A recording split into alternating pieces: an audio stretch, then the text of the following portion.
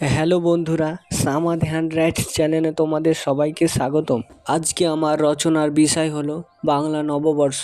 ভূমিকা: বাংলা নববর্ষ বাঙালির জীবনে এক গুরুত্বপূর্ণ ও আনন্দময় উৎসব। প্রতি বছর পহেলা বৈশাখ নতুন বছরের সূচনা হয়। এই দিনটি বাঙালির ঐতিহ্য, সংস্কৃতি ও ইতিহাসের এক অনন্য বহিঃপ্রকাশ।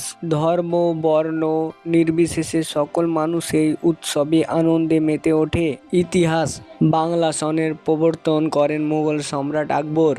মূলত কৃষিকাজ ও খাজনা আদায়ের সুবিধার জন্য তিনি এই নতুন সনের সূচনা করেন। আগে হিজরি সন অনুযায়ী খাজনা নেওয়া হতো, যা কৃষকদের জন্য অসুবিধাজনক ছিল। তাই সৌর সনের সঙ্গে সামঞ্জস্য রেখে বাংলা সনের প্রচলন শুরু হয়। উদযাপনের ধরন: পহেলা বৈশাখের দিন মানুষ ভোরবেলা স্নান সেরে নতুন পোশাক পরে। বিভিন্ন স্থানে মেলা, সাংস্কৃতিক অনুষ্ঠান ও শোভাযাত্রার আয়োজন করা হয়। ব্যবসায়ীরা হালখাতা অনুষ্ঠানের মাধ্যমে নতুন হিসাবের খাতা খোলেন। মানুষ একে অপরকে শুভ নববর্ষ জানিয়ে আনন্দ ভাগ করে নেয়। সংস্কৃতি ও ঐতিহ্য: এই দিনে বাঙালির ঐতিহ্যবাহী খাবার যেমন পান্তা ভাত, ইলিশ মাছ ইত্যাদি বিশেষভাবে জনপ্রিয়। লোকসঙ্গীত, নৃত্য, নাটক ও চিত্রকলার মাধ্যমে বাঙালির সংস্কৃতি প্রকাশ পায়।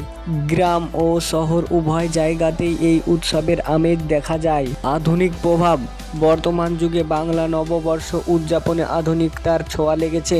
টেলিভিশন, সোশ্যাল মিডিয়া ও বিভিন্ন সাংস্কৃতিক অনুষ্ঠানের মাধ্যমে এই উৎসব আরও ব্যাপকভাবে ছড়িয়ে পড়েছে। তবে এর ঐতিহ্যগত মূল্যবোধ আজও অটুট রয়েছে।